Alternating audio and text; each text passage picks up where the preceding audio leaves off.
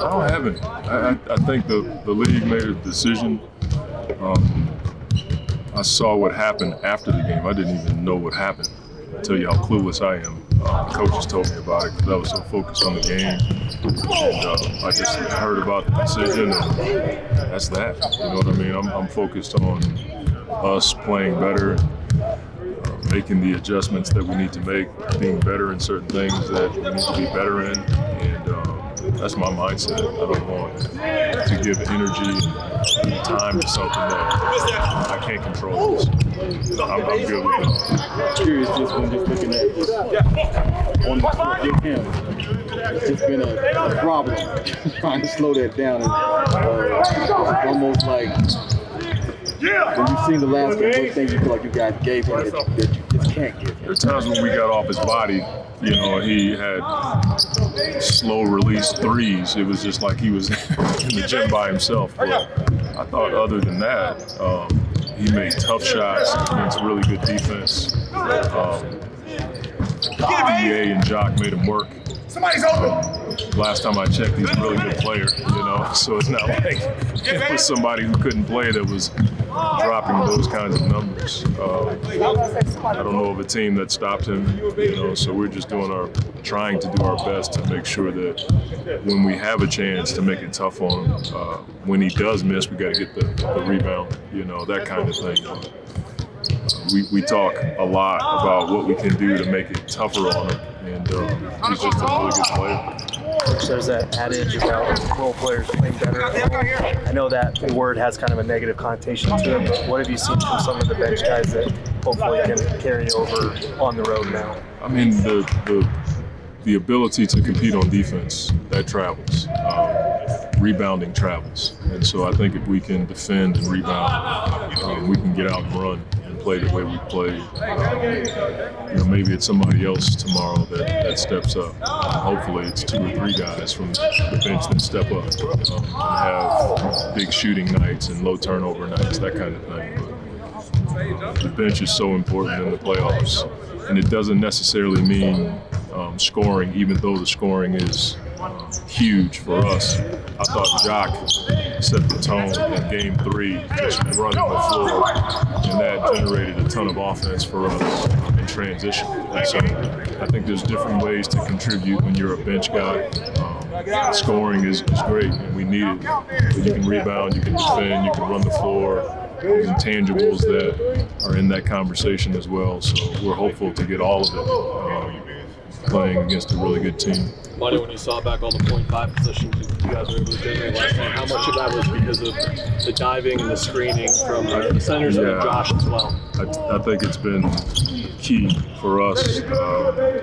Our guys have seen pretty much every pick and roll coverage from switch to drop to show to blitz to mush, whatever it is. I think we've seen it. Now it's a matter of making the right read quickly.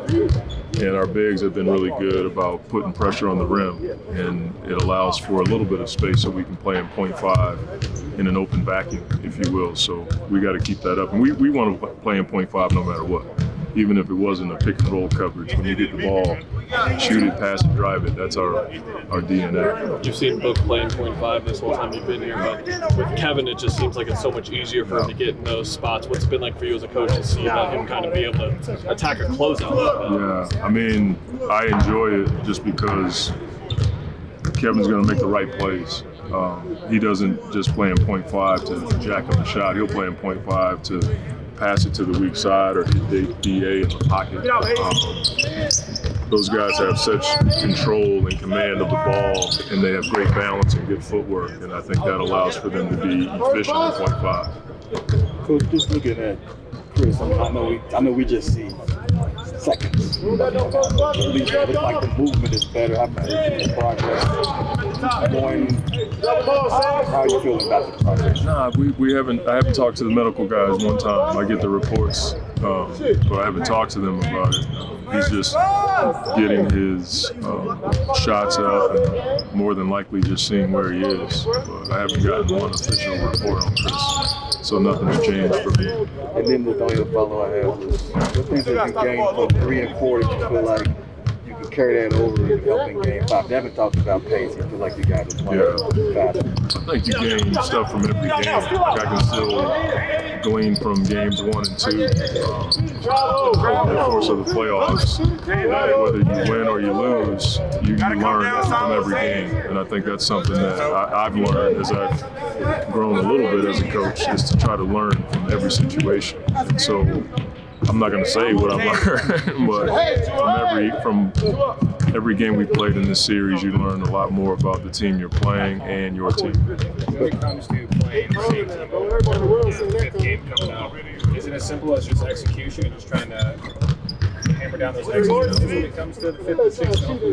Yeah, I mean, it's a huge part of it. Execution is. It's also poise, being able to handle certain situations. The connection for sure on the road when it's just 50 of us, you know, there's a number of things that we need to have in our tool bag, but execution for sure is a huge part of it. Being able to respond to a certain pick and roll coverage, respond to a certain play that they're running, being able to execute out of timeouts, like that stuff is huge. You can't play this time of the year if you can't do that. Do you feel like that's improved a lot throughout this series? I think it's gotten much better just because, one, I think Kevin's more comfortable with what we're doing, and we're trying not to make him uncomfortable by doing too much. So I think that may have helped him. You'd have to ask him, but yeah, that's it. Thanks, Joe. Nah, I'm glad none of that can get in the way. We just focus on basketball. Curious, just when I don't even know if you had a chance to even look at it. When you looked at it, would it even surprise you? No, I mean, I didn't think it was nothing. I think it was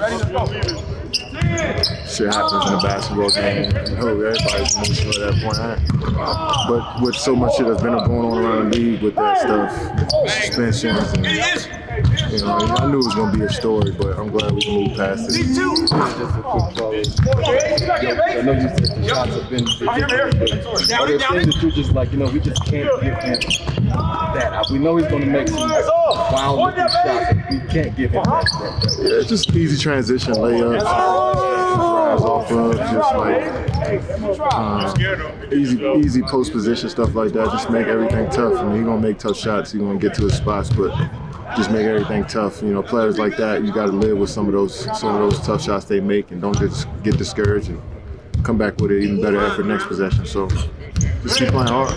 Kevin, in the last couple of years, what would characterize this wear-down effect for this team, where their energy and effort would be so high that eventually they'd wear down the opposition? Do you feel like you guys got there in the last 2 games?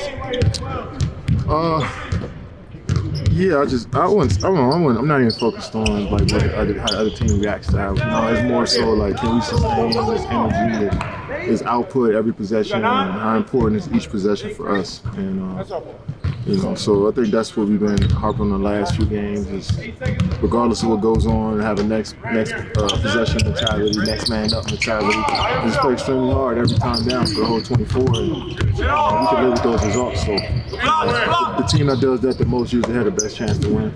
I know it was a high point total for Denver last night, but do you feel like right now this is the most you guys have been on a string defensively since you've been here? Yeah, I think we're starting to understand exactly what we need to do in each coverage. You know, post-ups, pick and rolls, transition. I think, you know, having to get more games and reps out there is helping us. So defense is a team sport, so we got to all be on one page if we want to be successful. And coach is doing a good job of making things simple for us, but guys are also coming in from the bench. You know, guys are, you know, being asked to do multiple things out there, and we just, you know, we're not going to be perfect, but we're making up for it with our, you know, intensity. How much do you think the transition and pushing in semi-transition too has kind of opened things up for you guys offensively? Yeah, I think it's always key in basketball. There's so many great defenses and so many athletic guys in the league. It's always good to get early offense and that makes you unpredictable. You know, you can't really play against a set defense that way. So I think that's been a heavy emphasis on every team in the league, quite frankly, is to get out on an early break and trying to get easy baskets. So as much as we can limit those for the other team, as much as we can do that for ourselves, we give ourselves a chance. Is that a little bit more difficult here in this type of altitude? It can be, but I think that you know, we played this team in here before. Guys been understand what this altitude is like, so it's all about pushing through. I know you've done it throughout your career. Being aggressive with Gordon. Can you just explain to the fan and maybe understand that, hey, you're going to continue to go at that, like regardless of the body that's in front of you? Yeah, I mean, I don't feel like I have to say that anymore. I mean, I've been around for a long time, and the whole this report on me is to get physical and get in my space. And so I've been dealing with that my whole life on the court, and sometimes I do a good job. Sometimes I got to rethink my approach. Sometimes, but it's all part of the process of it. And regardless of what happens, I just got to continue to keep, being on point with my decisions, not being indecisive in what I want to do, but also playing stronger as well.